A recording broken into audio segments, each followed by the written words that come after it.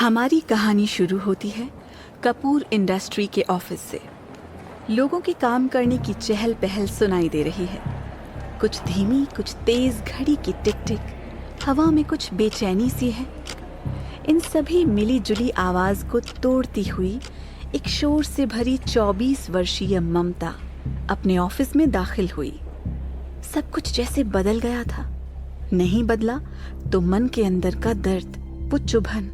पूरे 5 साल बाद ममता आज यहाँ आई थी।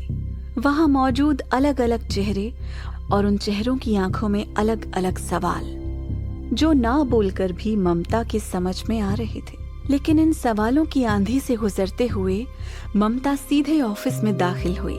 ममता के समझ में कुछ नहीं आ रहा था। वो चाहती थी कि उसी वक्त उन सारे सवालों के जवाब दे दे जो खंजर की तरह उसके जिस्म में चुभ रहे हैं। लेकिन शायद वो वक्त उन जवाबों का नहीं था। लेकिन अचानक इन सवालों और आशंका भरी आंधियों में उसे सिर्फ एक सहारा दिखाई दिया, और वो थी ठीक उसके सामने ऑफिस में मंदिर में लगी श्री कृष्ण की मूर्ति, जिसे देखकर लगा कि बस अब इन सवालों के जवाब देने की कोई जरूरत नहीं है, क्योंकि ममता पर ना अब उन नजरों का कोई असर नहीं पड़ रहा था। आज वो कपूर इंडस्ट्री के आलीशान ऑफिस में आई थी। लेफ्ट में सारे वर्कर्स के केबिन बने हुए थे। कितनी यादें जुड़ी हुई थी ममता की इस इमारत से। लोगों के लिए ये भले ही कपूर इंडस्ट्री थी, मगर ममता के लिए ये एक धरोहर थी। ममता अभी इस ख्वाब में ही कहीं गुम थी। इतने में एक आवाज सुनाई दी, देखो, क्या ये कपूर इंडस्ट्री की मिस ममता?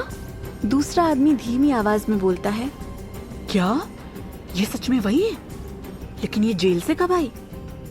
उधर तीसरी आवाज एक लड़की की थी, जो बहुत ही नफरत और बेइज्जती के भाव में बोलती है, माय गॉड, इसके साथ मैं कैसे काम कर पाऊंगी जो किसी का खून कर चुकी है? ममता ने एक फॉर्मल ब्लैक ड्रेस पहन रखी थी, जो कि उसकी खूबसूरती में 4 चांद लगा रही थी। उसकी काली घनी लंबी पलकों के नीचे उसकी आंखें धुले आसमान की तरह साफ और टिमटिमाते तारों जितनी चमकीली और सुंदर थी, जो खामोश